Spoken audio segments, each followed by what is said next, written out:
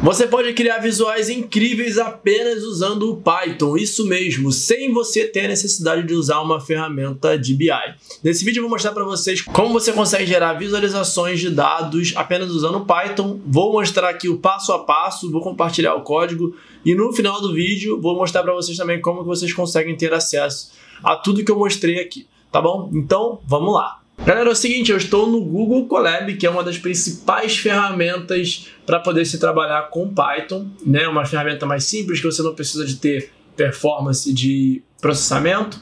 Você tem isso de forma gratuita e disponível, basta apenas ter uma conta do Google, tá? Para fazer essas visualizações, a gente vai utilizar algumas bibliotecas. Para quem não tem o conhecimento do que são bibliotecas em Python, bibliotecas são códigos que já são pré-programados, que estão disponíveis para que você consiga usar e reaproveitar esse uso ao longo do código, tá? Ao longo do seu desenvolvimento. Então já tem uma pré-programação pronta. Então vamos trabalhar aqui com o Seaborn, com o Matplotlib, com Pandas, com... Opa, Seaborn aqui de novo. Então já tem duas vezes aqui, não precisa. A gente vai simplesmente rodar aqui e fazer a leitura de um arquivo. Esse arquivo é muito simples. Eu já rodei aqui para testar, mas eu vou fazer aqui o passo com vocês de novo, tá? Eu posso subir o arquivo é esse aqui, o Wine Quality. São avaliações e métricas relacionadas a vinho. Então a gente tem alguns dados aqui sobre vinho. Então tem, por exemplo, a acidez, o quanto que ele é cítrico ou não, o quanto que ele tem de açúcar ou não, o pH, qual o teor alcoólico dele, qual a qualidade dele, uma nota ali avaliada de 1 a 10, se eu não me engano, ou de 1 a 9, alguma coisa assim, a densidade e tudo mais. Então, a gente, usando essas métricas, vamos criar alguns visuais. O objetivo aqui é mostrar para vocês todas as possibilidades para que vocês consigam reproduzir isso em outras bases de dados, conseguir montar uma análise que seja visualmente atraente, né? Visualmente agradável. Antes de eu mostrar para vocês aqui o gráfico, uma coisa legal que eu queria também destacar, que eu não trouxe isso nos últimos vídeos de Python, é que o Google Colab já está integrado com inteligência artificial. Então, uma vez que você usa o comando aqui para poder fazer a leitura de um arquivo e mostrar esse arquivo, você tem a opção de clicar aqui e gerar códigos usando inteligência artificial, fazendo uma pergunta aqui, inclusive, em português, como, por exemplo, me sugere alguma visualização.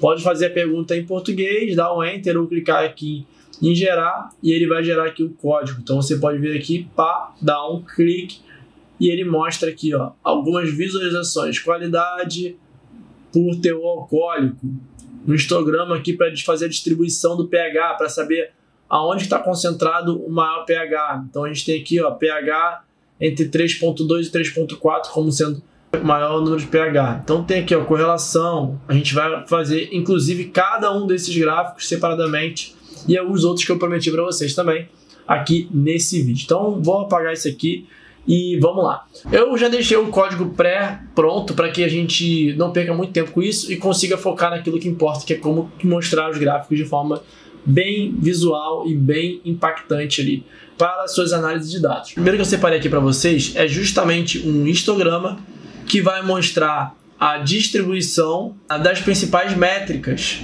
para a gente entender como é que está essa distribuição ali, entender onde estão concentrados cada um dos indicadores. Então a gente tem aqui um gráfico com cores que conversam, né? Eu tenho aqui um roxo, um lilás, né? Que vai até um rosa e um marrom, e a gente tem aqui a distribuição do quanto ele é cítrico, da volatilidade ali da acidez, da parte de açúcar também, aqui ó, 2 é a maior concentração de açúcar, pH que a gente já viu no gráfico anterior, tá entre 3 e 3.4, percentual de álcool, né, o teor alcoólico está concentrado aqui entre 9 e 10, tem um aqui, ou um pouco aqui que está no 14, então dá para a gente inclusive depois aprofundar e ver qual é o vinho, ou quais são os vinhos que estão com esse teor alcoólico mais alto. A qualidade está avaliada aqui, a maior parte com 5 e 6, tá? Essa é a média, e embora tenha também algum no 8, não tem nenhum no 10, não tem nenhum no 0, tem um aqui no 3. Aqui, beleza, então esse aqui era o principal gráfico. E aí, como é que é feito o racional para poder chegar nesse gráfico? Primeiro a gente tem as cores, que você consegue determinar quais cores são, você cria isso dentro de uma variável. A gente usa o Matplotlib, né? Então PLT é a abreviação do Matplotlib, que a gente está usando aqui. E aqui a gente pode fazer algumas alterações. A gente tem aqui o tamanho da fonte, o estilo do grid também, né, que são esses quadradinhos aqui. A gente pode mexer aqui, por exemplo, para aumentar, né, eu quero aumentar a linha do grid, né, ficar mais grossa, então a gente pode usar isso também. Mas aqui já fica pré-pronto, você não precisa decorar isso, porque você pode pegar esse código, eu vou mostrar no final do vídeo como é que você consegue acessar ele, e você vai conseguir de alguma forma ali entender, só fazendo as alterações aqui, o que significa cada uma das informações. Vamos para o próximo, que a gente tem muito visual para mostrar aqui nesse vídeo. O próximo gráfico, eu vou já abrir aqui embaixo, ele vai fazer aqui agora a densidade, né, na verdade o teor alcoólico pela distribuição da qualidade, né, então a gente vai olhar aqui também, e depois a densidade pela qualidade, para poder saber se a qualidade, a nota dele tá associada ao quanto de álcool ele tem. Esse aqui é o objetivo da análise. Então aqui primeiro, já rodou aqui o primeiro gráfico, e aqui a gente tem um outlier, né? Tem um aqui que tem uma qualidade 5 e ele tem um teor alcoólico de 15. A gente tem alguns outros aqui que estão na casa de 13, e cada pontinho desse aqui é uma linha de registro, consequentemente é um vinho. A média está aqui, ó, nessa linha aqui. Quando vocês olharem para esse gráfico aqui, esse se chama Box Plot. Ele é um gráfico que concentra toda a volumetria nesse quadrado. Ele faz aqui a média, na verdade a mediana, que é essa linha aqui. Então a gente consegue saber onde está a média. Então eu consigo ver a média dos vinhos que estão com nota 4. Ela está aqui com o teor alcoólico ali em 10. A média dos que estão com nota 6. E está com o teor alcoólico aqui entre 10 e 11. Tem os outliers e a gente consegue ver. O que a gente consegue observar aqui? Os vinhos com maior qualidade, que são 6, 7, 8, 9, eles têm um teor alcoólico maior. Vê que a média está maior aqui, ó, de todos eles. Tem uma escadinha aqui, né? Então, sim, a gente consegue ver algum tipo de correlação. Se a gente for olhar aqui agora a densidade com a qualidade, a gente consegue ver aqui que 8, 7 e 6 também tem um padrão que a média está menor. Então, quanto maior a variação, menos denso ele é, menos grosso ele é, né? Então, também dá para poder entender que um vinho bom, pela análise que a gente está vendo aqui, ele é um vinho que não é muito denso, ele é menos denso, mas ele tem um teor alcoólico maior. Beleza? Esse é o insight que a gente consegue tirar. E é exatamente isso que faz um analista de dados, tá? É fazer a leitura dos dados, inclusive eu estou fazendo a análise em si junto com vocês aqui, tá? De acordo com o que eu estou observando aqui dos gráficos. Você colocar isso e conseguir explicar para o time de negócio já é um baita diferencial. Próximo gráfico que a gente vai ver.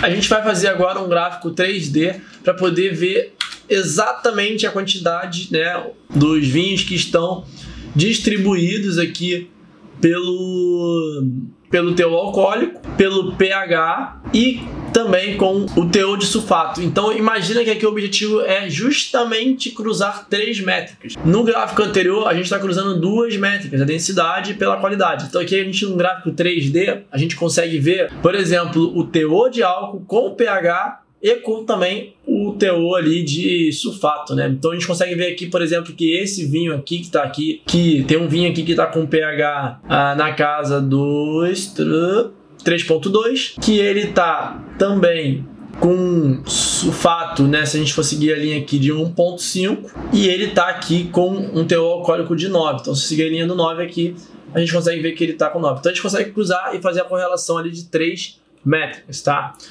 Para esse também a gente está usando o Matplotlib, a gente faz algumas configurações aqui de tamanho, a projeção em 3D, também usa aqui o NumPy, e basicamente são essas 3 métricas que a gente usa aqui, o pH, o sulfato e o álcool. A gente pode alterar aqui para outra se fosse o caso, tá bom?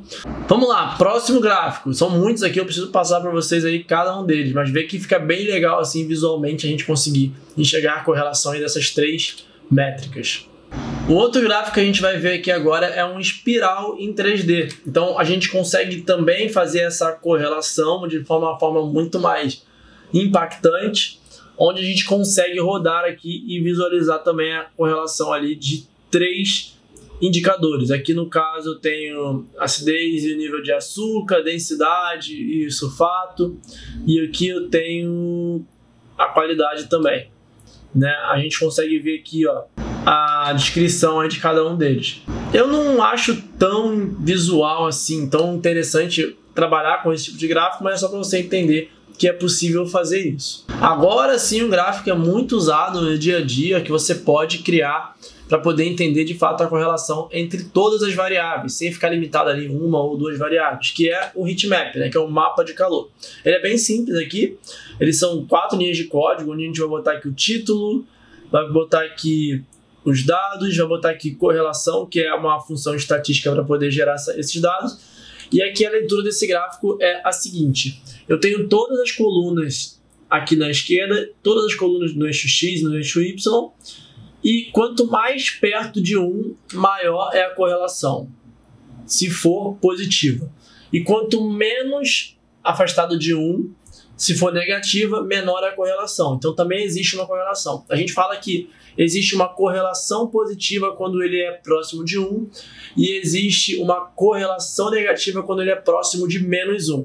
Então, por exemplo, esse aqui, que é a acidez, né? Ele está aqui 1, porque ele é 100%, porque eu tenho aqui acidez e se eu for descer aqui na mesma coluna, eu tenho também aqui acidez. Então, é a mesma informação, por isso que vai estar por 1 e vamos ver que todos eles vão estar com esse padrão de 1. Mas aqui a gente precisa olhar para os mais vermelhos e ver quais são as correlações que são mais fortes. Então vamos lá, a gente tem aqui a acidez junto com o cítrico junto com a acidez. Então tem a relação aqui desse com ele, uma correlação mais forte. A gente também tem aqui a mesma coisa aqui, a densidade junto com a acidez. Então também aqui tem uma correlação forte.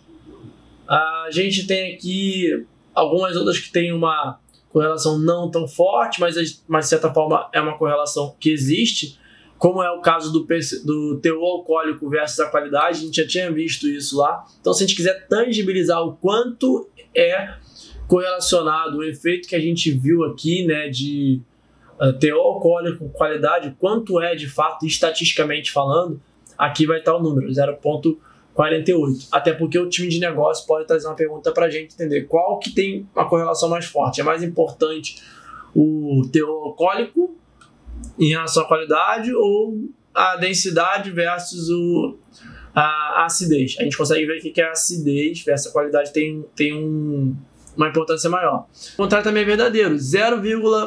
Menos 0,68 pH. Quanto menor o pH, menor é a acidez. Então aqui também a gente vê uma correlação forte. Então a gente tem uma correlação forte negativa e aqui uma correlação forte positiva.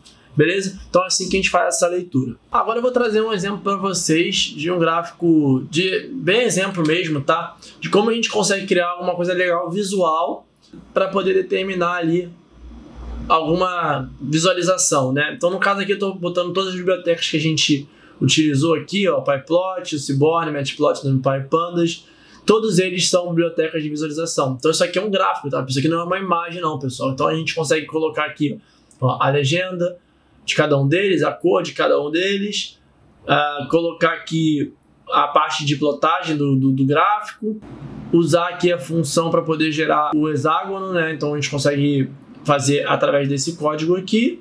E aqui a gente consegue distribuir os eixos, né? Então eu posso vir aqui, por exemplo, e alterar aqui para 180. Cada um deles é um grau. Então se eu alterar aqui para 180, tu vê que ele vai pegar um espaço aqui na imagem, tá?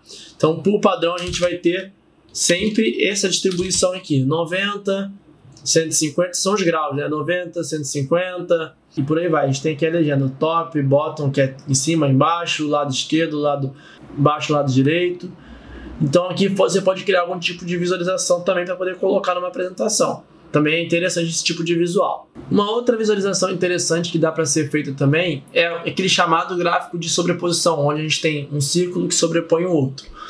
Para poder fazer isso, a gente vai ter que fazer alguma coisa adicional aqui, que não é só chamar uma função. A gente vai ter que instalar uma parte da biblioteca do Matplotlib. Então eu vou rodar aqui o pip install matplotlib-vem. Então esse vem aqui é a função que a gente vai chamar para poder rodar esse código. E aqui vai estar o código para poder rodar isso, tá? Vou rodar aqui. Ele tem aqui esse visual aqui bem interessante que você consegue também olhar a sobreposição e alterar aqui as legendas, fazer o que tiver que ser para poder mostrar isso visualmente ali, tá? Então a gente pode fazer aqui também as mudanças que forem interessantes de fazer. Eu geralmente tenho um grande banco de notebooks com códigos que já foram feitos de exemplo. E quando eu vou desenvolver uma análise, eu não desenvolvo do zero. Geralmente eu pego esses códigos, reaproveito alguma coisa, vou fazer algum tipo de modificação, porque é impossível você conseguir, às vezes, gravar todos esses códigos. Você já tem que fazer isso uma vez, depois replicar isso para outra. Extremamente improdutivo, né? Por isso que até a inteligência artificial ela vem para isso, porque você digita ali uma necessidade e ela já te traz o código. Tá, então a gente tende a aumentar a nossa produtividade dessa forma. E eu vou deixar para vocês esse notebook aqui na descrição do vídeo para vocês conseguirem baixar, usarem esses códigos também, fazer parte da biblioteca de vocês de estudo, mas também do dia a dia se você já estiver trabalhando com o Python, tá? Espero que de alguma forma vocês tenham gostado. Se vocês quiserem ver mais vídeos como esse, não deixe de comentar aqui e curtir para poder entender, porque é através dessa ação que vocês fazem eu consigo entender que faz sentido priorizar ou não determinado conteúdo. E se você não é inscrito no canal, não deixe de se inscrever para você não perder os próximos conteúdos também. Beleza? Vejo vocês no próximo vídeo e tchau!